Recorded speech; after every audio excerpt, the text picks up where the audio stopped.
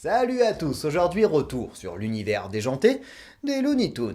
Dans les années 1930, la Warner Bros souhaite promouvoir son catalogue musical via des courts-métrages d'animation. C'est ainsi que sont créés les Looney Tunes et leur premier personnage, Bosko, rappelant quelque peu Mickey Mouse. Nous trouverons ensuite Buddy ou encore Porky Pig, puis c'est Bugs Bunny, initialement présent dans les Merry Melodies, une autre série de dessins animés de la Warner qui apparaît chez les Looney Tunes. Vont suivre toute une série de personnages mythiques comme Daffy Duck, Titi et Gros Minet, Sam le pirate, Taz, Speedy Gonzales et bien d'autres. La renommée est telle que certains d'entre eux font même une apparition dans le long métrage de Disney qui veut la peau de Roger Rabbit, où l'on pourra voir réunis sur un même écran Bugs Bunny et Mickey Mouse. Inutile de vous le dire, on va compter bon nombre de jeux vidéo accueillant ces personnages, certains étant tout à fait sympathiques, et pas mal franchement raté. Nous, on va s'attarder sur l'un d'eux qui a su se démarquer en retranscrivant fidèlement l'esprit des Looney Tunes.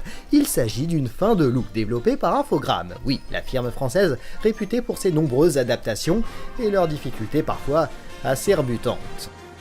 Alors, préparez-vous à tomber dans des puits sans fond, à recevoir des enclumes sur la tête, on entre dans l'univers totalement déjanté des Looney Tunes.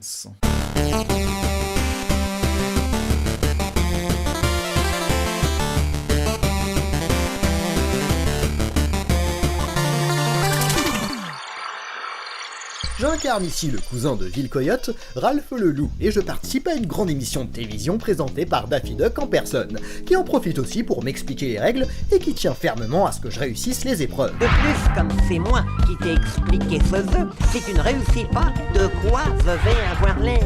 Les règles du jeu sont très claires, il y a un troupeau de moutons sur lequel veille Sam le chien de garde. Pour remporter la partie, il me faut parvenir à lui dérober un mouton sans qu'il ne s'en aperçoive et à l'amener dans un cercle peint au sol, dans le but d'accéder au niveau suivant. Il me suffit donc assez simplement d'éviter le regard de Sam. Tiens, là, il y a un mouton qui est dans son dos. C'est parfait, je marche discrètement histoire de ne pas attirer son attention, je m'empare de mon butin, je repars comme je suis venu en évitant encore une fois son regard, et je dépose mon mouton dans le cercle. Rien de plus simple. Et regardez ça, le public est totalement en délire. Ah, vous aimez ça, hein? Eh bien, je vais vous offrir du spectacle. Allez, on recommence. Et... Hey! Je crois qu'il a compris qu'il s'était fait avoir. Il a cette fois-ci bien veillé à être face à tous ces moutons. Bah du coup, je peux strictement rien faire, il me voit immédiatement. Et dans les autres niveaux, c'est pareil, là j'ai beau avoir des rochers pour me cacher, mais forcément, dès que je me retrouve à découvert pour m'emparer d'un mouton, il me repère. C'est franchement en train de m'agacer. Alors oui, d'accord, j'ai un ventilateur, mais j'ai un peu de mal à voir en quoi ça peut m'être utile. Dans un autre niveau, c'est exactement pareil. Après avoir traversé une étendue d'eau à la nage, me voilà face à Sam et ses moutons. Les objets que j'ai en ma possession n'ont aucune utilité. Une flûte, par exemple, merci bien. C'est vrai que dans n'importe quel jeu vidéo, quand on a un souci, on utilise sa flûte, c'est bien connu. Non mais franchement, et c'est toujours le même refrain, Sam le chien qui vient me donner un pain.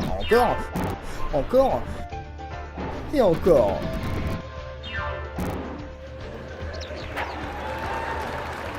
Et forcément dans le public, ça les fait rire. De toute façon, ils sont juste là pour se marrer, rien de plus.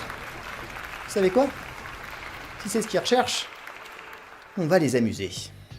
Le truc, c'est que, soyons clairs, ici j'ai aucune arme qui me permettrait de renvoyer Sam à la place qu'il devrait occuper, la niche. Je vais faire autrement. La flûte, je peux forcément m'en servir. Hein? Et si, comme dans le conte, vous savez, où toutes les souris suivent le joueur de flûte, je peux peut-être essayer avec les moutons? Non, bien sûr, ça ne marche absolument pas. Regardons l'autre niveau. Et là, c'est une plaine que je peux pas traverser, parce que ça me repère. Faut bien que j'arrive à passer d'une façon ou d'une autre. Voyons voir un peu ce dont je pourrais me servir. Y a pas grand-chose. Un buisson... Attendez. Eh bien voilà, j'ai juste à... Et oui, tout simplement, je suis persuadé que le public rit à gorge déployée. Je dois bien entendu faire attention à m'arrêter dès que Sam a son regard tourné vers moi. Et me voilà de l'autre côté. Il y a un parfum de femelle mouton. Je vais peut-être les attirer avec ça. Non, ça ne va pas jusqu'à eux au final. J'ai pas vraiment avancé.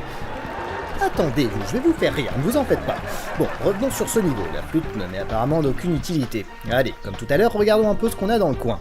Un interrupteur. Voyons ce qu'il... Ok, je vois pas l'intérêt de se faire écraser par un rocher, si ce n'est amuser la galerie. Personnellement, ce qui me ferait rire, moi, ce serait de voir Sam écrasé par ce rocher. Je pourrais peut-être essayer, d'ailleurs. Et comment l'amener jusqu'ici? Attendez, j'ai essayé la flûte sur les moutons, mais pas sur Sam. Ça coûte rien, on va voir ce que... Oui, ça marche! Allez, reste bien derrière moi, on va s'amuser un petit peu. Oui, là vous pouvez rire. Ah, je suis de tout cœur avec vous. Avant que Sam ne retrouve ses esprits, je me dépêche. Je récupère mon mouton et je vais sur la barque pour être hors d'atteinte. Ah oui, mais je peux pas nager avec le mouton. Oh non, c'est pas vrai. Comment je vais faire ? Là, je suis bloqué avec un parfum de mouton femelle, et ici sur une barque avec mon butin. Faut vraiment que je parvienne à ce que l'odeur aille jusqu'à... Mais c'est vrai que j'ai le ventilateur. Je n'ai qu'à simplement poser le parfum, puis utiliser le Oh, tout simplement, tu l'as dans l'os, Sam. Je t'ai dérobé un petit mouton, et tu n'y as vu que du feu. Et c'est vrai que le ventilateur, je l'ai aussi ici. Je peux peut-être m'en servir pour... Et voilà, tout simplement. Allez, t'en fais pas mon grand, on rentre à la maison. On fait juste attention de ne pas marcher sur les feuilles qui craquent pour ne pas réveiller le taureau, et c'est du tout bon. Merci, vous savez, c'est pas grand chose, hein. Je me sers simplement de ce qu'il y a là-dedans pour déjouer la surveillance de Sam. Vous savez quoi ? Je vous propose qu'on fasse le niveau suivant. Tiens, et d'ailleurs, j'ai à nouveau une flûte, ça va être un véritable jeu d'enfant. Je vais juste l'éloigner un petit peu, et... Quoi ? Il a mis des boules caisses.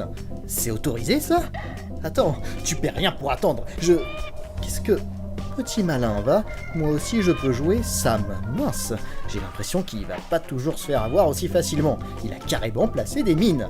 Et il fait des rondes. Il a la ferme intention de me tenir à distance de son troupeau. Bon, aucun système n'est infaillible, n'est-ce pas ? J'attends donc qu'il ait le dos tourné, je me faufile derrière lui, jusqu'à ce que je puisse me cacher. Et voilà, encore plus discret que Solid Snake. Je peux récupérer mon mouton. Il me faut ensuite parvenir à le catapulter sur une plateforme plus haut. Sauf que, dès qu'il arrive, il fait pencher la seconde balance et tombe.